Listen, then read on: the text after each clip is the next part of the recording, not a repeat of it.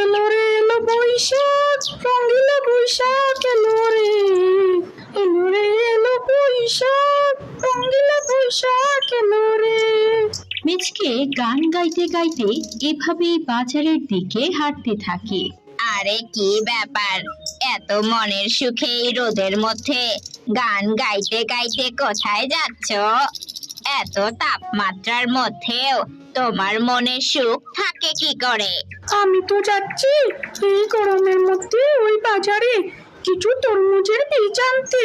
ভাবছি এবার মাঠে তরমুজ চাষ করব। এই গরমে তরমুজের ব্যবসা করলে ভালোই লাভ হবে, শরবত বানিয়ে বিক্রি করা যাবে। যা ইচ্ছে হয় তাই করো, আমি চললাম, আমারও বাড়িতে অনেক কাজ আছে। এরপর মিচকে তার রাস্তায় চলতে থাকে আর বানর নিজের মতো বাড়ি চলতে থাকে। বানর মনে মনে চিন্তা করে, তুমি যতই তরমুজের চাষ করো, আমি তো লেবুর শরবত বেচবো। লেবুর থেকে বেশি শরবত কেউ কিনবে না, আমারই ব্যবসায় লাভ হবে।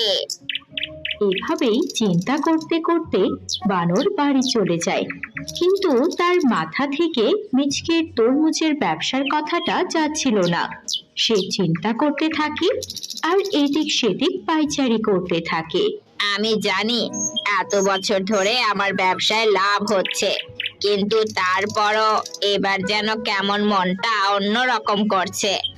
আবার আমার লেবু গাছগুলোতে তো মাত্র ফুল ধরেছে, কিন্তু তরমুজ হতে তো আর বেশি সময় লাগে না। আমার লেবুগুলো আগে আগে বড় হবে তো। নিজের স্বামীকে এভাবে চিন্তিত দেখে বানরের স্ত্রী তার কাছে এসে জিজ্ঞেস করে, কি গো, কি হলো? দুপুরবেলা তুমি বাড়ি ফিরেছো, ভাত খাওয়ারও নাম নেই। এসো এসো, খাবার খেয়ে নাও, এসো। হ্যাঁ, খাচ্ছি খাচ্ছি, এমনিতেই একটু চিন্তিত হয়েছিলাম। দাও দাও, খাবারটা দাও। বানর আর তার গিন্নি একসাথে খেতে থাকে। এখন তাহলে বলো, কি নিয়ে এত চিন্তা? তুমি তো জানোই আমি তোমাকে কত ভালোবাসি, আর আমার সামনে আমার স্বামী এভাবে চিন্তিত হয়ে থাকবে, সেটা আমার একদমই পছন্দ না। আসলে হয়েছে কি, তাহলে শোনো, আজ রাস্তায় দেখা হয়েছিল মিচকের সাথে। তারপর বানর তার স্ত্রীকে সবকিছু খুলে বলে। ও আচ্ছা, এই এতটুকু বিষয় নিয়ে তুমি এত চিন্তিত হয়ে গেছো? দেখো, আমি আর তুমি একসাথে মিলে আমাদের লেবুর মাঠে কাজ করব। তাহলে আমাদের লেবুগুলো খুব তাড়াতাড়ি বড় হতে থাকবে। আর এই সব কিছুতেও যদি কাজ না হয়, তাহলে আমার মাথায় অন্য রাস্তা আছে। কি অন্য রাস্তা গিন্নি? সেটা সময় এলেই বুঝতে পারবে। এখন খাবার খাও তো, ওই মিচকে পিচকের কথা চিন্তা করো না। বানর তার গিন্নির কথায় স্বস্তি খুঁজে পায় এবং তারা একসাথে খাবার খেয়ে নিজেদের কাজে ব্যস্ত হয়ে পড়ে। অন্যদিকে মিচকে অনেক দরদাম করতে থাকে তরমুজের বিচি কেনার জন্য। আরে মফিজ ভাই, কি বলছো? এক কটা তরমুজের বীজের এত দাম? একটা তরমুজ কিনলেই তো ওর মধ্যে থেকে অনেক বীজই পাওয়া যায়, তাও আবার কোনো টাকা ছাড়াই। আরে তাহলে তরমুজই নাও, তোমাকে মানা কে করে বসুনি? ভালো বীজ না হলে কি আর ফসল ভালো হবে? তুমি যে এত কিপটে, আবার ভালো জিনিস কেন খুঁজো? 2 নম্বর জিনিস খুঁজো না কেন? টাকার কথা যদি এতই চিন্তা করতে হয়, তাহলে 2 নম্বর জিনিসই কিনো, বুঝছো? আহা, এভাবে বলছো কেন? রেগে যেও না তো। আচ্ছা, দাও দাও, তুমি যে দাম বলেছো সেই দামের থেকে আমি 50 টাকা করে কমিয়ে দেবো, তাও আমাকে দাও। 20 টাকা করে সর্বোচ্চ কমাতে পারবো, বাকি আমাকে ওই 150 টাকা না দিলে আমি তোমাকে এই বীজগুলো কখনোই দিতে পারবো না বাপু। বাবা, তুমি তো দেখি সেই পাক্কা ব্যবসায়ী হয়ে গেছো। আচ্ছা ঠিক আছে, দাও, 150 করেই দাও। এবার তরমুজের ব্যবসা করে তাক লাগিয়ে দিব আমি গ্রামে। আরে শুনছো কিঙ্কো, সে নাকি তরমুজের ব্যবসা করে গ্রামে একটা তুমুল কাণ্ড বাঁধিয়ে দিবে। তা তুই এই পর্যন্ত কতবার কত জিনিসেরই কাজ করেছিস, কোনো খেয়াল আছে নিজের একটা কাজ ঠিক মতো সম্পূর্ণ করতে পেরেছিস বা কোনো কাজে লাভ করতে পেরেছিস তুই নিজকে? হয়েছে, এত কথা বলতে হবে না। দাও দাও, আমাকে আমার বেচ বুঝিয়ে দাও। আরে এই নাও তোমার 150 টাকা, গুনে দেখো একটা টাকাও কম নেই। মিচকে রেখে মেয়েকে তরমুজের বীজ নিয়ে বাড়ি ফিরে আসে। কি ব্যাপার, কি হয়েছে? তোমার চেহারা কি এই দুপুরের গরমের জন্য লাল হয়ে আছে নাকি? না কেউ কিছু বলেছে? তুমিও এখন আমাকে নিয়ে মজা করছো?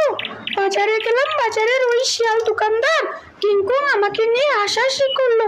দেখো এবার আমি পুরোপুরি নিশ্চিন্ত, আমার থেকে ভালো কারোই ফসল হবে না, এই বলে দিলাম।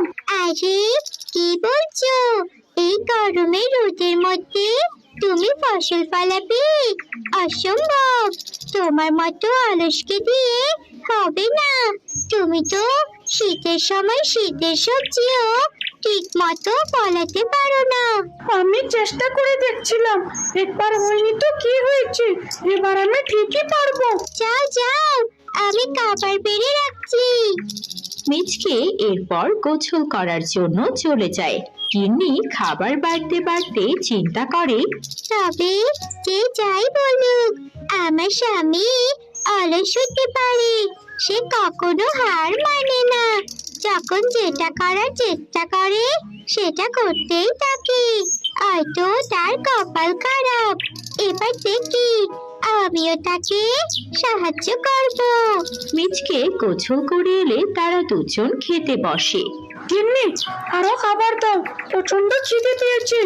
আর আজ বিকেল থেকেই আমি শুরু করব মাঠে কাজ করা। তরমুজের বীজ তাড়াতাড়ি লাগিয়ে দিলে তাড়াতাড়ি তরমুজ ফল ফলে যাবে। তা ঠিক বলেছ। শোনো, এখন থেকে আমি তোমার সাথে কাজ করব। তুমি একা একা কাজ করে যতটুকু পারবে তার থেকে দুজন কাজ করলে আরো বেশি ভালো লাভবান হওয়ার সম্ভাবনা থাকে। কিন্তু তাই বলে তুমি? আহা, আমাদের নিজেদেরও তো একটা ভবিষ্যতের কথা চিন্তা করতে হবে। বয়স হচ্ছে, ছেলে পেলে বড় হবে, তখন কি হবে শুনি? গিন্নির কথা শুনে মিচকে খুশি হয়। এরপর মিচকে তার গিন্নিকে নিয়ে তরমুজের বীজের চাষাবাদ শুরু করে দেয়। দেখতে দেখতে কয়েক সপ্তাহ কেটে যায়। দেখেছো আমাদের তরমুজের গাছগুলো কি তরতর করে বড় হয়েছে? শুধু গাছ না, এই দেখো ওইদিকে ফুলও দেখা যাচ্ছে। কিছুদিনের মধ্যেই হয়তো আমাদের তরমুজের দেখা পাবো। ঠিক বলেছো। অন্যদিকে বানর তার স্ত্রীর সাথে মিলে তাদের মাঠে কাজ করতে থাকে। গিন্নি, আমাদের লেবু তো ভালোই চাষ হচ্ছে, কিন্তু লেবুগুলো বড় হতে তো আরো 1 মাসেরও বেশি সময় লাগবে। তা ঠিক বলেছো। এখন কি করবে কিছু চিন্তা করেছো? তুমি কি দেখেছো ওই মিচকের তরমুজের কি অবস্থা? সেদিনই তো কথা হলো, ওর তরমুজগুলো হতে আর বেশি সময় বাকি নেই। 1 সপ্তাহের মধ্যেই নাকি তরমুজগুলো বড় হয়ে যাবে। ঠিক আছে, এখন তাহলে 2 নাম্বার পরিকল্পনা অনুযায়ী আমাদেরকে কাজ করতে হবে। আর কি সেই পরিকল্পনা? শোনো, আমরা রাতের আধারে চুপি চুপি মিচকের তরমুজের বাগানে গিয়ে অনেক বেশি করে লবণ রেখে আসবো প্রত্যেক তরমুজ গাছের গোড়ায়, যাতে করে সবগুলো তরমুজ খুবই লবণাক্ত হয়ে যায়।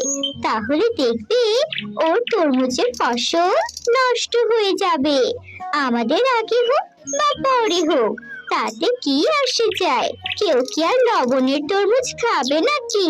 তুমি তো বেশ বুদ্ধিমতী। ঠিক আছে, এমনটাই করব তাহলে।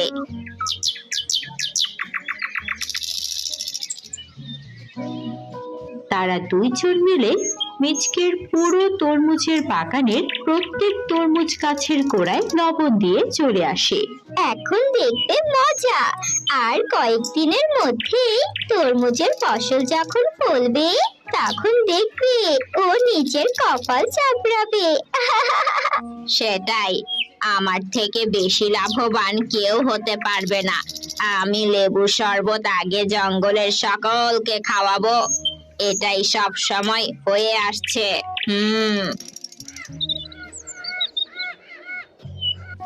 এভাবেই 1 সপ্তাহ চলে যায়।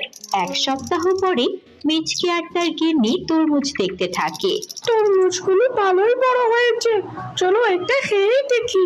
এর মধ্যেই বানর আর তার গিন্নি সেখান দিয়েই যাচ্ছিল। আরে কি ব্যাপার, তোমরা কি তরমুজ কাটছো নাকি?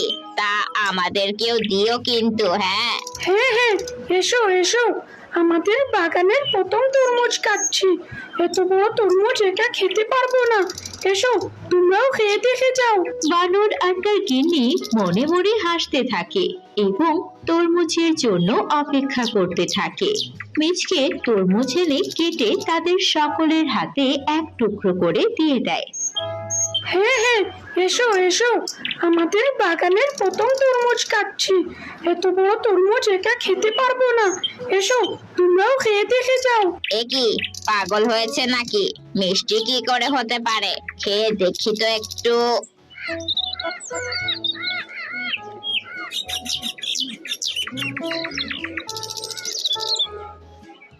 এ কি করে সম্ভব? এত মিষ্টি তরমুজ এই গ্রামে এর আগে কখনো কেউ ফলিয়েছে বলে তো মনে হয় না। কি ব্যাপার, অবাক হয়ে যাচ্ছ? বানর আর বানর গিন্নি, তোমরা তো ভেবেছিলে আমাদের মাঠের তরমুজ লবণাক্ত হবে, কিন্তু কি করে এত মিষ্টি হয়ে গেল? তাহলে শোনো, আমি কিছু ডাল আনার জন্য সেদিন তোমাদের বাড়িতে যাচ্ছিলাম, আর দূরে দাঁড়িয়ে তোমাদের ওই পরিকল্পনা সবটা শুনেছি। এরপর সন্ধে হলে আমি নিজে তোমাদের রান্না করে সব লবণ চিনির সাথে বদলে দিয়েছি। তোমরা আমাদের তরমুজ গাছের গোড়ায় যা দিয়েছিলে সেগুলো ছিল চিনি, ওই জন্যই আমাদের তরমুজ এত মিষ্টি হয়েছে। বানর আর স্ত্রী লজ্জা পেয়ে সেখান থেকে চলে যায়, আর কোনো কথাই বলে না। বাহ গিন্নি, তুমি তো আমার লক্ষ্মী বুদ্ধিমতী গিন্নি। এখন তাহলে শরবতের কাজ শুরু করা যাক। তুমি তাহলে আমার সাথে শরবতের কাজে সাহায্য করো। অবশ্যই করব, কেন করব না।